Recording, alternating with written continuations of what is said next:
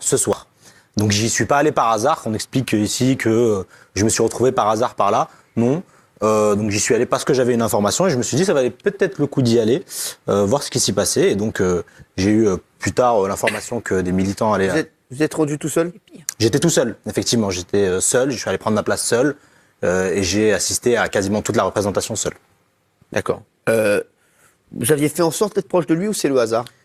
En fait, quand je prends ma place, déjà j'ai envie de pouvoir voir la pièce comme il faut. Donc je prends plutôt... C'était quoi comme pièce déjà? La Mouche. D'accord. Une pièce de la Comédie Française. Bon, moi je suis pas un grand amateur de théâtre. D'accord, mais bon, vous avez quand même trouvé des places au dernier moment en plus. Ouais, au dernier moment. Ouais, d'accord. Au dernier moment, j'ai pas été spécialement... Enfin, bon, je suis allé, j'ai pris une place. J'ai pris une place devant. Je me suis dit aussi que le président de la République allait pas forcément être derrière dans le théâtre. Et il se trouve que je me retrouve 3 rangées derrière lui. D'accord. Donc là, vous êtes 3 rangs derrière Emmanuel Macron. Vous avez publié une vidéo. Oui. On va voir. Regardez.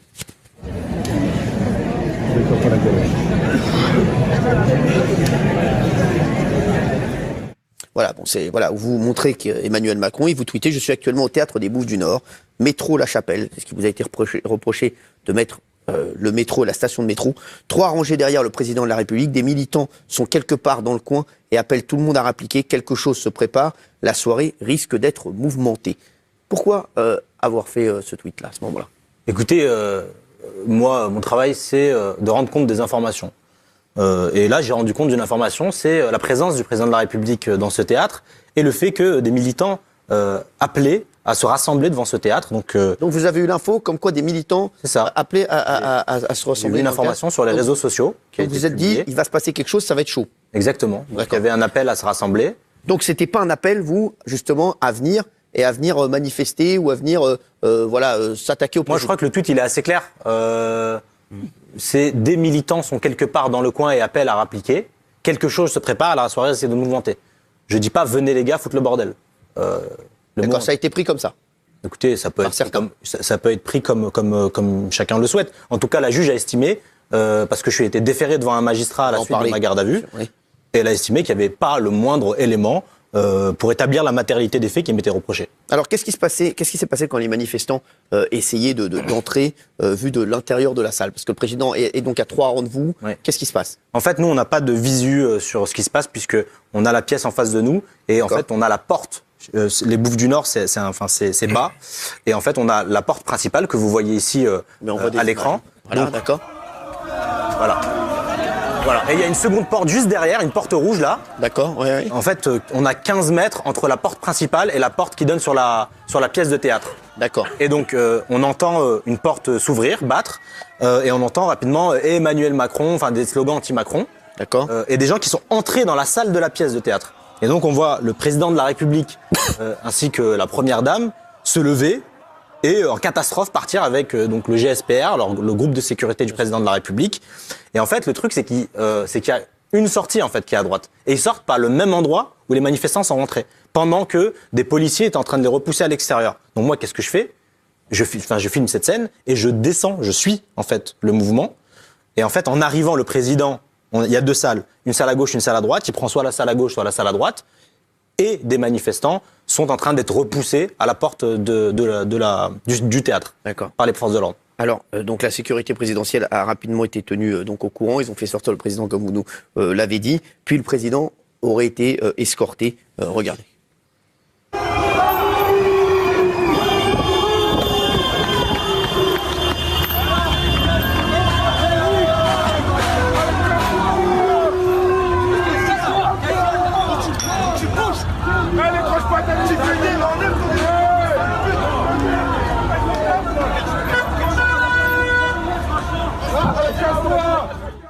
Alors, vous avez pu filmer ce qui s'est passé?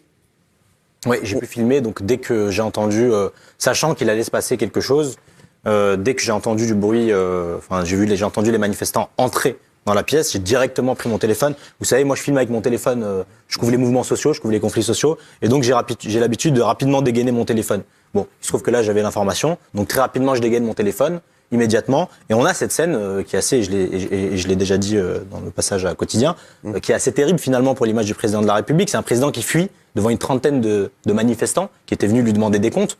Moi, je dis pas que je suis pour, que je suis contre. Vous pouvez comprendre qu'il ait pris peur aussi. Ah oui, bien sûr, il n'y a pas de souci. Les gars de la sécurité, y a pas de problème. Personne n'a vu l'image. Moi-même, personnellement... Vous avez eu peur, vous aussi? Même, c'est pire. Moi, j'ai eu peur... Ça dégénère? Moi, j'ai été impressionné. Moi, j'ai eu peur quand j'ai été placé en garde à vue et qu'on m'a dit que j'allais être déféré devant un magistrat. Alors, on va en parler dans un instant, parce que vous auriez... Donc, je filme cette scène, et il y a cette image terrible où, en fait, on a un président qui fuit, en fait, finalement, ces manifestants. Mais alors, qui fuit ces c'est gens. une image terrible, mais c'est vrai que... Son image, c'est une image terrible. Après, Alors, oui, mais c'est vrai que c'était compliqué de faire... Et à ce moment-là, donc, quand je filme cette scène, je me fais arracher le téléphone par un membre du GSPR, donc du groupe de sécurité du président de la République. Exactement, ouais. Voilà. Alors, vous avez filmé le couple présidentiel fuir en courant, mais certains vous accusent de mentir. Alors, il y a une employée du théâtre qui confirme cette version, et il y a Roselyne Bachelot qui était présente au Bouffes du Nord vendredi soir, qui livre un récit différent. Regardez l'employé de théâtre.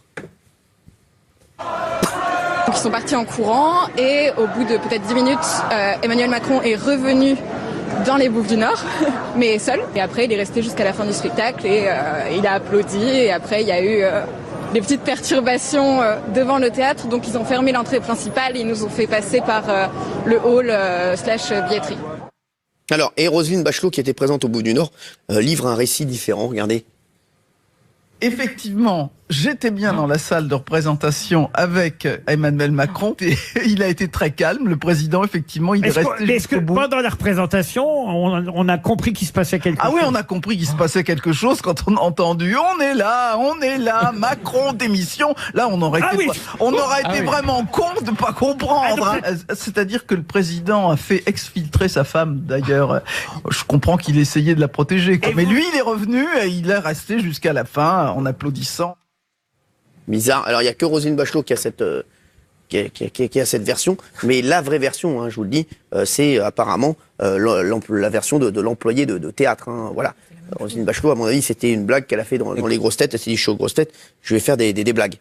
Moi, je vois pas quel intérêt une employée de théâtre a à mentir là-dessus. Oui. Roselyne Bachelot, peut-être qu'elle veut un poste de ministre chez Macron. Voilà, en tout cas, c'est assez ridicule. J'aurais pas menti sur ça. Le téléphone, je vais le récupérer. Et puis la vidéo, je la publierai. On la diffusera. Ouais, elle est aux grosses têtes. Hein. En sortant du théâtre, vous vous attendiez à être interpellé?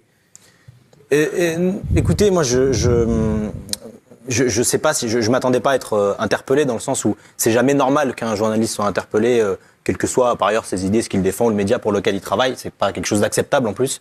Je m'attendais pas à être interpellé, je m'attendais à sortir puisque sinon. Vous a reproché quoi, Qu'est-ce qu'on m'a reproché en fait? C'est la chose qui ouvre la garde à vue, c'est groupement en vue de commettre des délits ou des violences. D'accord. C'est quelque chose qui a été mis en place sous Sarkozy pour les bandes à la base. Ça a bon dos aujourd'hui. Vous avez eu aussi organisation d'une manifestation non déclarée. Ça, en fait, ça a été ajouté après. Donc, en fait, on m'arrête, on ouvre la garde à vue sur ça.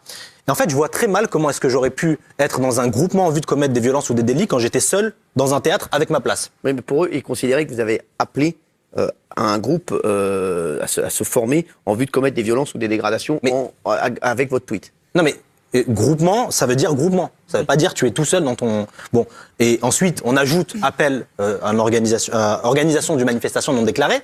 Bah, la juge a dit qu'il n'y avait pas le moindre début d'élément qui pouvait permettre d'établir ces faits-là. Et la raison pour laquelle, moi je vais vous dire, Cyril, la raison pour laquelle pour moi j'ai été interpellé, c'est d'une part pour récupérer ce téléphone, parce qu'il y a une instruction qui a été ouverte, il a été mis sous scellé pour éviter la diffusion de cette image, et parce qu'il y a un passif. C'est vrai que je suis aussi celui qui filme un collaborateur du président de la République, place de la Contrescarpe le 1er mai. Parlez d'Alexandre Benalla. Et il y a quelque part là une volonté de punir un crime de lèse-majesté. Il paraît que vous avez un contentieux avec Alexandre Benalla. Écoutez, moi, ce personnage, il m'intéresse très peu. Je vous le dis. Vous alliez en plus à une soirée pour une BD sur Alexandre Benalla. Ouais, mais moi, ce personnage, il m'intéresserait pas en tant que tel, parce que ça devient juste un troll sur les réseaux sociaux. C'est quelqu'un qui devrait plutôt s'occuper de ses affaires de justice avant de venir donner des leçons aux gens sur Twitter. Si BFM TV veut l'inviter en tant qu'expert sécurité, écoutez, c'est bien pour lui, mais moi je lui dis ce soir, arrête de marceler sur les réseaux sociaux, occupe-toi de tes affaires de justice, mon grand. Alors, comment s'est déroulée votre interpellation? Pourquoi on vous a arrêté, vous, alors que le premier message indiquant la présence du président de la République, il ne vient pas de vous, en fait, hein? Je vous le dis, moi, j'ai plutôt l'impression qu'on veut me punir d'avoir, entre guillemets, gâché la soirée du président de la République. Et je l'ai dit tout à l'heure, cette vidéo qui est terrible pour l'image du président de la République, elle est en quelque sorte, on la met sous scellé, on veut pas qu'elle soit diffusée. Et je pense que c'est pour cette raison-là qu'on m'a placé en garde à vue. Alors, vous avez publié donc ce tweet. Macron vient d'entrer au théâtre des Bouffes du Nord pour assister à un spectacle. Il se moque de nous. Soyons toutes et tous devant dès maintenant pour l'accueillir comme il se doit. Vous avez tweeté à 20h. C'est pas moi qui ai écrit ça. Hein. Alors non, c'est un autre compte qui avait tweeté ça exactement. Mais vous avez publié ce message sur Twitter. Non, je l'ai pas publié moi. Non, vous avez publié un autre message que je vais lire là. Je lui fais une George Bush avec ma Air Force One. En référence bien sûr un au sondage lancement de chaussures sur George Bush d'un journaliste irakien à l'époque. Donc voilà, donc vous avez mis ça et ça a été mal pris aussi. Ouais, bah je peux comprendre. Après, moi je vous dis, j'ai 22 ans. Ouais. Il se trouve que Twitter c'est un lieu d'information, mais c'est aussi un lieu d'humour, De vanne. de vanne. Écoutez, moi je crois que si j'avais envie de jeter ma Air Force One sur le président, je l'aurais pas tweeté en mon nom propre. Ce serait un peu con. Je peux comprendre que ce tweet, après toute la polémique, on puisse dire ça a pas lieu d'être. Moi je sais pas tout ce qui va se passer après. Donc pour moi, je rentre chez moi, c'est fini. Bon, je peux comprendre que ça en gêne certains. Moi, je suis comme ça, je suis provocateur, je suis un peu malicieux. Voilà. Alors, puis, vous avez bénéficié de beaucoup de soutien, notamment beaucoup de la France insoumise. Vous avez d'ailleurs été, comme je l'ai dit tout à l'heure, candidat pour ce parti aux législatives de 2017 en Isère. Est-ce qu'on peut être journaliste et militant ? Écoutez, moi, je me revendique comme journaliste engagé. C'est-à-dire que je ne mens pas sur la vision que je défends du monde, sur la position que je défends sur le projet de société qui moi me parle. Je crois que chaque journaliste, quand il écrit quelque chose, il a un biais de par ce qu'il a vécu, de par son origine sociale, et c'est pas vrai que quand on écrit par exemple un papier ou quand on fait un sujet, on enlève son âme le temps du papier et qu'on est totalement neutre. C'est pas vrai. Moi par contre, il y a pas de tromperie sur la marchandise. Moi, mon média, c'est Là-bas si j'y suis, l'émission de Daniel Mermet. Et quand vous allez sur notre site, le slogan, c'est « Plus près des jetables que des notables ». Moi, c'est pour les gens d'en bas, et j'écris sur les gens d'en bas pour eux. Voilà. Et moi, on découvrira pas un beau matin que je mange des homards chez De Rugy. On sait ce que je pense. Voilà. Bon, on saura que vous ne mangez pas de homard. Quand vous êtes arrêté, vous êtes passé en garde à vue tout de suite. Qu'est-ce qui se passe ? Qu'est-ce qu'on vous dit ? En fait, je suis au début, genre quand je suis en train de filmer, il y a d'abord juste un policier en fait qui m'arrête. J'ai un truc que j'ai promis de dire parce que on le dit souvent quand ça se passe mal. Et ben en fait, quand ça se passe bien, il faut le dire aussi. J'ai été correctement traité lors de ma garde à vue de le dire. Par les policiers du commissariat du 5e arrondissement qui ont été corrects, voire sympathiques avec moi. Donc on le dit. Quand ça se passe mal, il faut aussi le dire quand ça se passe bien. Bien sûr. Donc j'ai promis de leur dire. Donc bravo, bravo. C'est bien de le dire. Et donc en fait, je donne mon identité, on me demande de décliner mon identité, on me dit est-ce que vous êtes du théâtre ? Je dis je suis du théâtre, j'ai mon billet, etc. Et en fait, ça c'est avec un policier, il me demande juste de sortir en fait. Et à ce moment-là, il y a un mec du GSPR qui arrive en courant et qui m'arrache mon téléphone et qui dit celui-là il bouge pas. D'accord. Et donc en fait, c'est le groupe de sécurité du président de la République qui demande mon interpellation. En fait. Donc c'est pas les policiers eux-mêmes qui prennent de leur propre initiative le fait de m'arrêter. Donc ensuite je suis menotté, on me place dans une salle à côté, on vide le théâtre et quand il n'y a plus personne dans le théâtre, on me fait monter dans un fourgon cellulaire, direction 5e arrondissement dans une cellule. Dans le fourgon on vous dit quoi ? On vous parle ou pas ? En fait, j'ai un policier qui me parle avant dans les fourgons cellulaires. Il me dit t'as déconné là. Putain, moi j'en ai vu. J'ai dit j'ai fait un tweet et tout. Il me dit mais c'est comme dans X Factor. T'appelles des potes et après tu sais pas ce qui se passe. Ouais, j'ai des policiers qui sont assez cool avec moi. Je monte dans le fourgon. Il me dit là c'est chaud quand même. Bon on verra ce qui va se passer, mais on verra ce que dit l'OPJ. L'OPJ prend mon témoignage, machin. Enfin tout se passe cordialement. Et il vous dit quoi ? Il vous dit pourquoi vous avez fait ça ? Ouais, moi j'ai des policiers qui viennent me voir pendant ma garde à vue, ils me disaient qu'est-ce qui se passe et tout, c'est toi qui as fait le truc de Macron et tout. Je leur raconte, tu vois. Et mais ça se passe plus. Franchement, ça se passe. Et ils vous disent quoi après ? Ils vous lâchent au bout de combien de temps ? En fait, je fais 22 heures de garde à vue et 2 heures dans ce qu'on appelle le dépôt. C'est-à-dire, c'est les cellules du tribunal de grande instance. Donc en fait, moi je suis là, j'arrive dans les cellules du tribunal de grande instance et on voit plein de gens, etc., qui sont là, qui dorment. En fait, eux, ils dorment au dépôt. Et ils sont jugés le lendemain. Moi, ils ont fait ramener une magistrate le soir même pour moi. Ah d'accord. Et j'arrive, les policiers me disent mais vous êtes un VIP vous, on vous fait ramener une magistrate rien que pour vous. J'ai dit écoutez, je sais pas. Et donc la magistrate, elle vous dit quoi ? Écoutez, moi j'arrive devant la magistrate, elle me demande ma version, elle regarde le dossier, elle dit on peut pas vous. Le parquet en fait, c'est-à-dire le procureur de la République, qui je le rappelle ici est lié au pouvoir politique puisque c'est l'exécutif, c'est l'exécutif qui choisit les procureurs et qui sont sous l'autorité de Belloubet, donc la ministre de la Justice. Donc pour moi, c'est clairement une instrumentalisation de la justice quand le parquet demande ma mise en examen alors qu'il n'y a aucun élément. Et la juge ne suit pas le parquet et ne me met pas en examen. Je suis placé sous le témoin de statut assisté parce qu'il y a toujours une information judiciaire qui est en cours. Quand l'enquête sera terminée, eh bien, voilà, on sera libre de tout. Alors, vous aviez tweeté en indiquant que vous ne parleriez pas du tout aux chaînes info. Pourquoi ? Écoutez, moi, je suis assez sidéré du traitement qui a été fait de cette affaire. D'accord. Puisque quand on a un jeune confrère de 22 ans qui se retrouve dans une cellule en garde à vue, qui se fait déférer devant un magistrat pour avoir simplement rendu compte d'une situation, donc avoir fait son boulot, surtout quand on a en fait la présomption d'innocence dans le pays, quand on a des journalistes qui en fait n'ont pas émis le moindre. Il y a quelques rédactions comme Mediapart, comme l'Humanité, etc., qui ont signé un communiqué de soutien. Je les en remercie.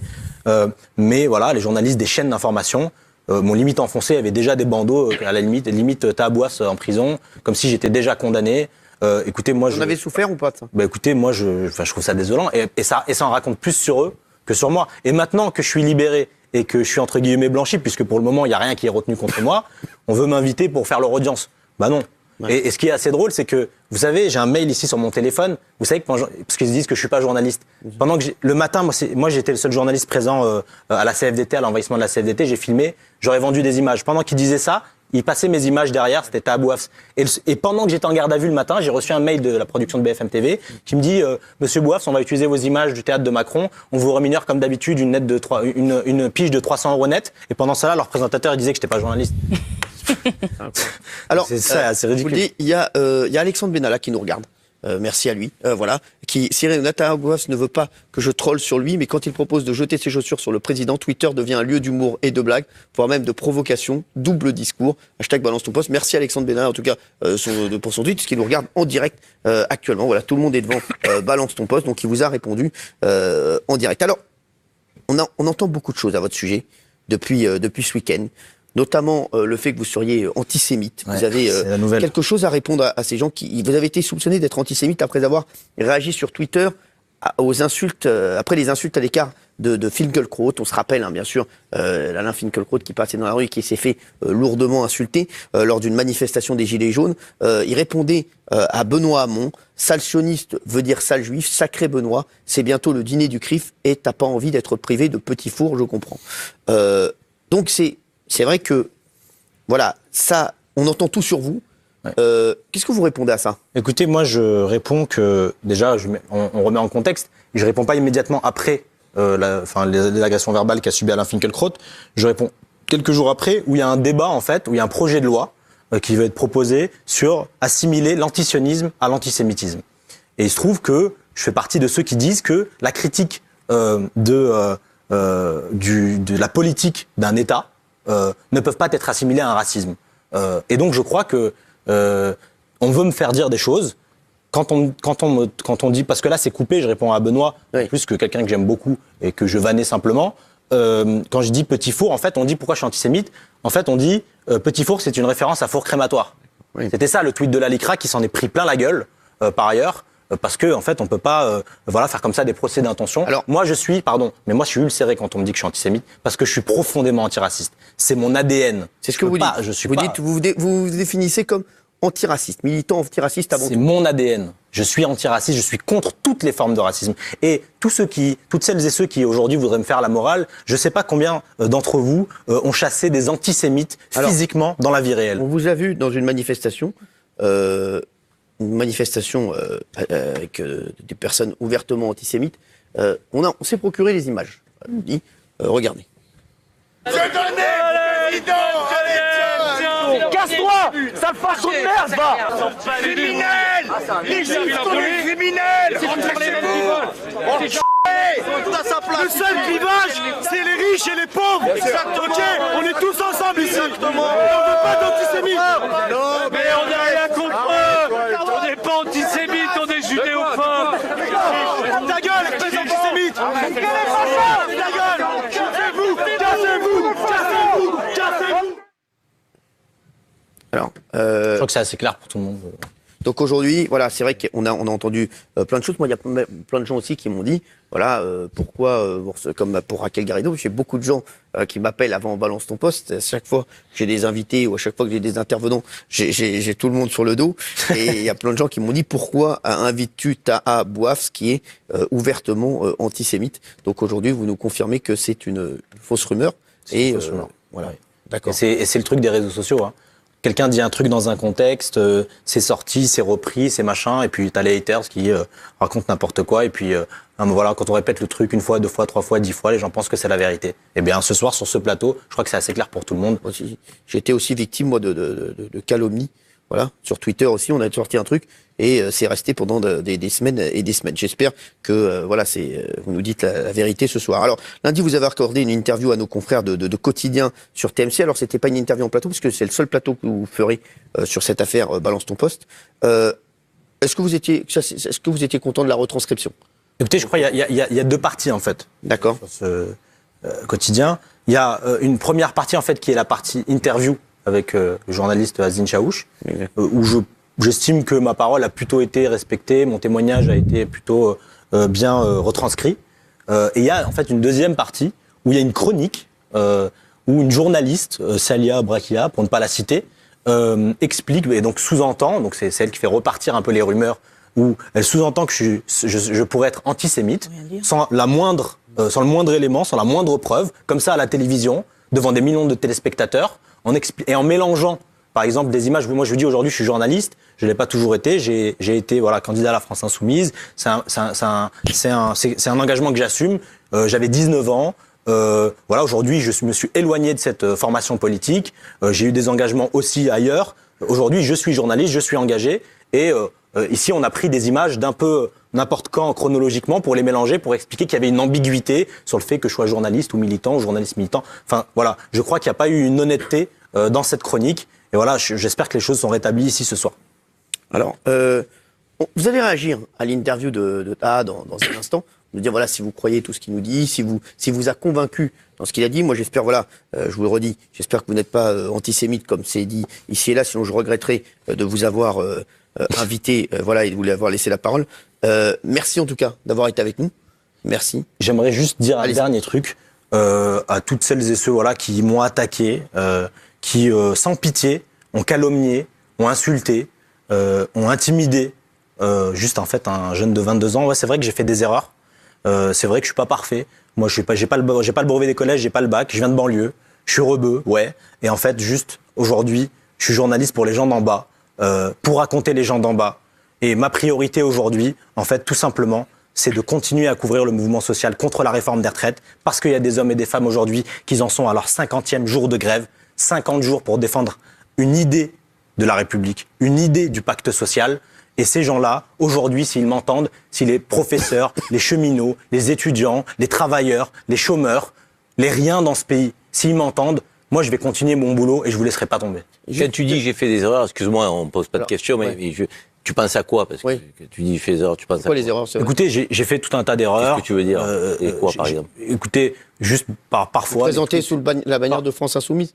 Non, je sais pas si c'est une erreur. Aujourd'hui, je vous ai dit, je me suis éloigné de cette formation politique. J'ai des désaccords sur des questions, etc. Malgré que je pense que ça reste, un mouvement de gauche qui est respectable, etc. J'assume moi mes engagements. Hein. Et il y a plein de journalistes qui ont eu des engagements, qui en ont aujourd'hui. C'est pas un problème ça. J'ai fait des erreurs dans ma façon, parfois peut-être de me comporter, de répondre sur les réseaux sociaux. On sait que quand on se fait insulter 100, 1000, 2000 fois par jour. On répond une fois agressivement, on prend que ce truc-là. Écoutez, j'ai pas été préparé à ça. Il y a 3 ans, j'étais dans mon quartier, je vendais des kebabs, je fumais ma chicha, et c'est vrai que j'ai pas été préparé à tout ça. Moi, ça fait pas toute ma vie que je suis sur les plateaux de télévision et que je suis préparé à ça. Ouais, je fais des erreurs, ouais, j'avance, j'apprends le métier aussi, parce que je vais pas vous raconter des salades. J'ai 1000 trucs à apprendre, 10 000, 20 000, 100 000 trucs à apprendre sur le métier de journaliste. Je le connais pas encore très bien, mais aujourd'hui, tous ces gens qui veulent juste s'acharner sur un jeune de 22 ans, sur des petits trucs qu'il a fait, je trouve ça très ridicule. Alors, je vous pose la question, est-ce que Taha Bouafs vous a convaincu? Vous nous répondez, on aura le résultat du sondage dans un instant, et vous allez nous le dire. Merci en tout cas, Taha Bouafs, d'avoir été avec nous.